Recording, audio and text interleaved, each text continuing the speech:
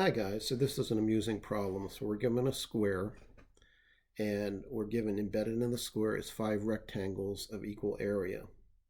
So the problem is to find the area of the square. So let's first just get a copy of the square and we'll just highlight 2 of the rectangles. So here we have a copy of the square and I've highlighted 2 of the sides here. And just recall the area of a rectangle is its length times its width. So if we consider that these 2 rectangles are equal in length, they have to divide that line in equal parts.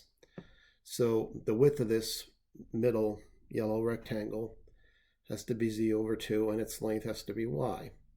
So this times this, so y times z over 2 has to be the length of this rectangle, the area of this rectangle, but that has to be z times x. So let's just set those 2 equal to each other and we'll see what we get. So if we say, so the left rectangle is x times z, and that's got to be equal to y times z over 2.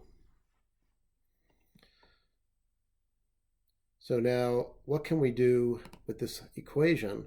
Well, we can divide both sides by z, because z occurs in both sides. And if you divide both sides by z, so in other words, what we do is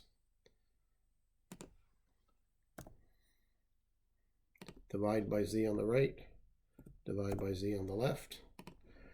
And what are we going to end up with? We end up with x is y over 2, or y is equal to 2x. So now let's look at the same picture, but 2 different pairs of rectangles. Let's set their areas equal and see what we get. Where in the picture we replaced y with 2x, and keep in mind this was x plus 2x, so the length of this rectangle is 3x.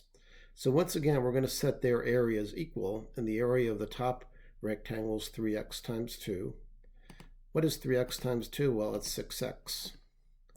So 6x. And the area of the bottom is simply z times x, is equal to z times x.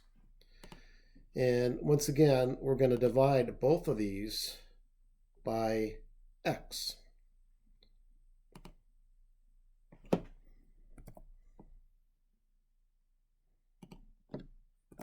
What happens when we divide both of those by x?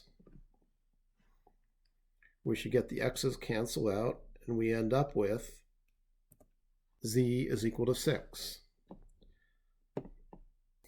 So now I've replaced z with 6 in the diagram, and we can see that the length of the left-hand side there is 6 plus 2, or 8.